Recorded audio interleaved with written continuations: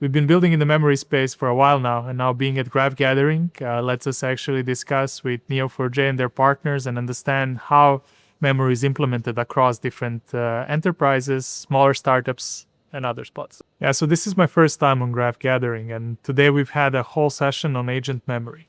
Agent memory is a complicated term. No one really knows what it is, so we sat down and mapped out all of our definitions and tried to understand how agents connect to companies' data, how are they used in enterprises, what are all the use cases people observed, and what is the way agents can be deployed in swarms and bigger groups of agents in the future. Our company does that. We build a memory system for agents using Neo4j in the background. And that's something that really allows us to, let's say, localize and understand how others are interacting with these systems, what our learnings are, exchange, debate, and really talk about agentic systems in production. The Graph Gathering as a place is a place full of industry experts, people that have been building with graphs for 10 plus years, but also people that have started relatively recently using them in these novel ways. And what I'm enjoying in this collaborative exercise is effectively the ability to learn and practice all of these things that usually stay in my head and in the head of my team, and then share them across and actually get ideas for new features, get ideas for the ways we could implement this across different new streams of businesses, and how to actually do that at scale.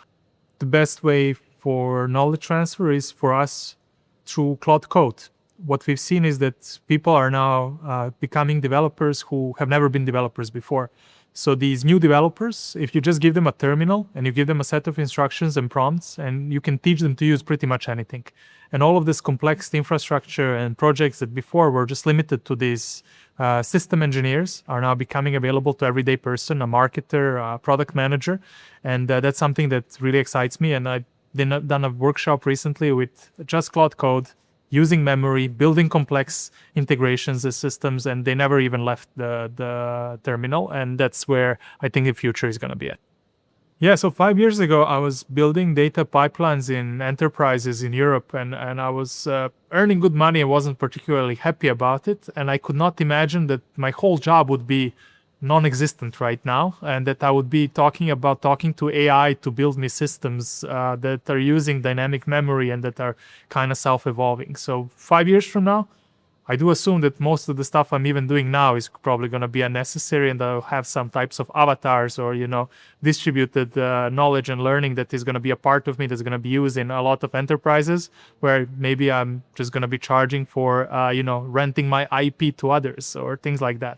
So I don't know. The future is hard to predict, but what it could become is definitely new ways to produce value without even having to be there or having to do the work yourself, and having, let's say, personas of you available globally to do the work that you've learned and kind of distill your knowledge and help others. And I think that's what we're kind of seeing now with this global knowledge in LLMs. It might become personal knowledge in our representations in the future. And that's where I hope Cogni could come and play. I mean, everything is exciting. I feel like the world's on fire, and I'm moving from a place A to place B, and I cannot predict where the next step is going to be at. So yeah, super exciting, super stressful, super interesting. But it's really fun to be part of this dynamic change and see where the things are evolving.